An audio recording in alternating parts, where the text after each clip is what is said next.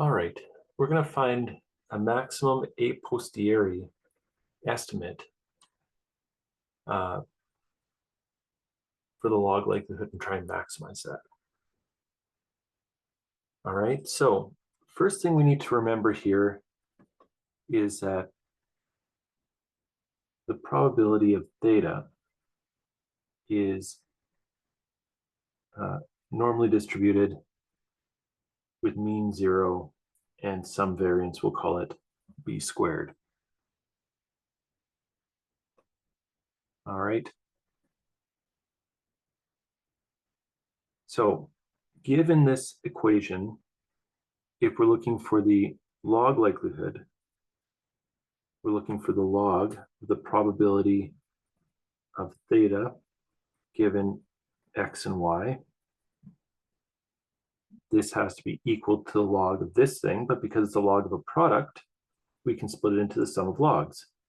So it'll be the log of the probability of y given x and theta plus the log of the probability of theta minus the log of the probability of y given x. Okay. If we differentiate with respect to theta, and we want to make this obviously negative, so this will be negative, this will be negative, this will be positive. If we differentiate in the hopes of maximizing, derivative of negative the log of the probability of theta given x and y, gives us a derivative here. So negative the derivative with respect to theta of the log of the probability of y given x and theta minus the derivative with respect to theta of the log of the probability of theta.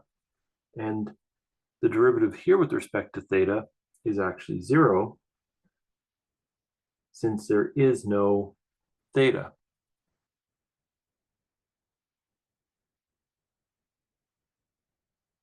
Great. So let's take a look at all of these pieces.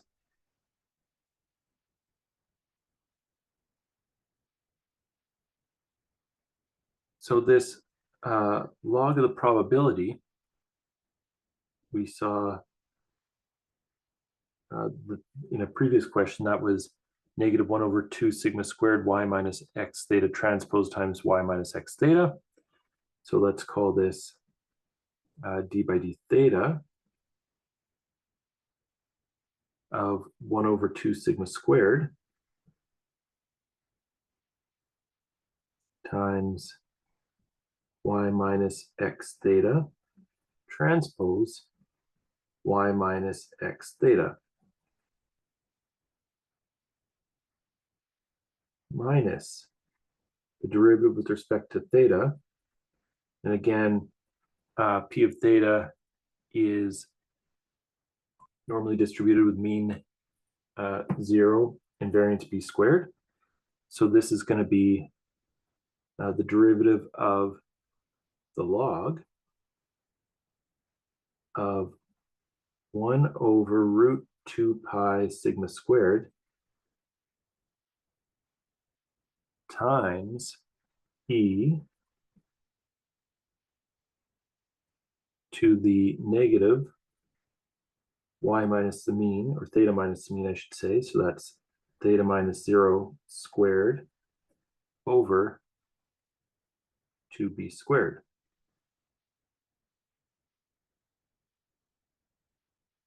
Okay, that's quite a mouthful, but it is what it is.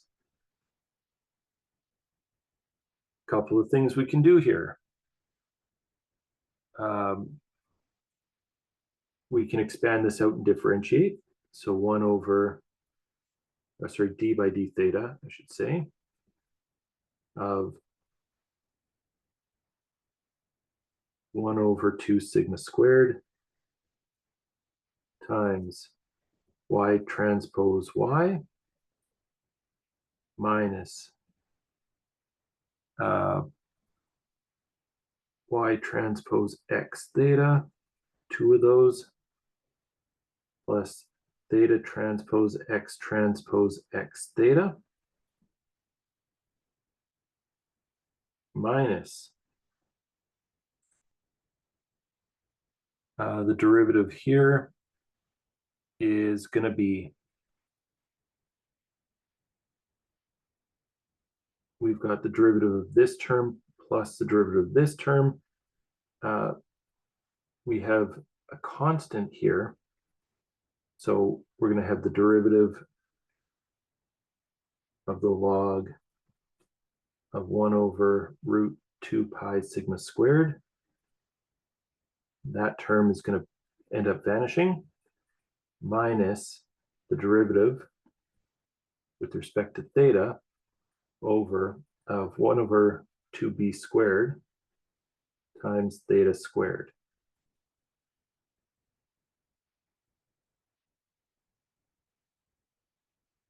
We can call theta squared, let's rewrite it right now, in fact, as theta transpose theta. So let's write this, instead of theta squared, theta transpose times theta.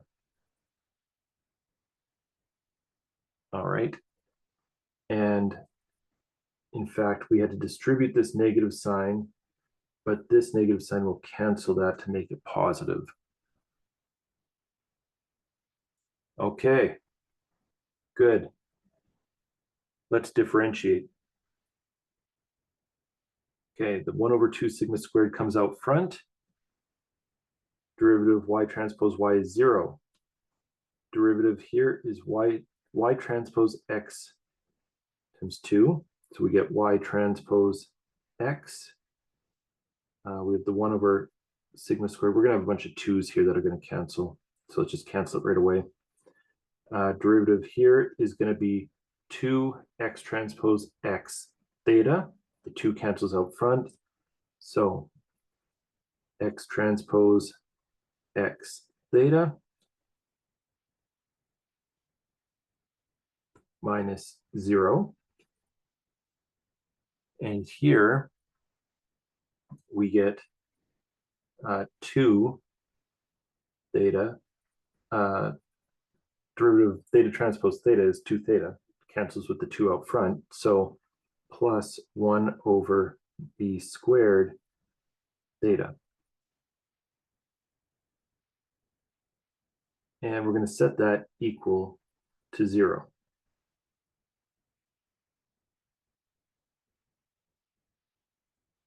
Okay. So we want to get all of our thetas on the same side. So we've got a 1 over sigma squared, and that should be a negative here. Sorry, not there. This should be a negative here because of this negative. So we've got a 1 over sigma squared x transpose x theta plus 1 over b squared theta equal 1 over sigma squared y transpose x.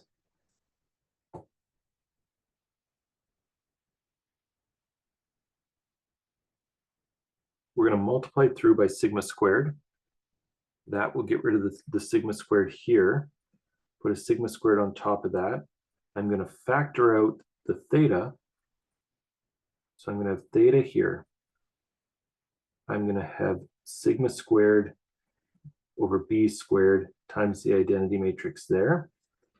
X transpose x plus that guy. And that's going to be equal to y transpose x over there. This is symmetric. This is also symmetric. So their sum is symmetric, which tells us then that theta, when we take the inverse, is going to be y transpose x oops, that's not right. It's going to be the left inverse of X transpose X plus sigma squared over B squared inverse then times Y transpose X. Okay, and now, again, can we take that inverse? X transpose X is symmetric, positive, semi-definite. Sigma squared over B squared I is positive, definite, and symmetric. So therefore, the whole thing is symmetric. And so the inverse exists here. So we can, in fact, take that inverse. Okay, and so there is our the way that we calculate our theta.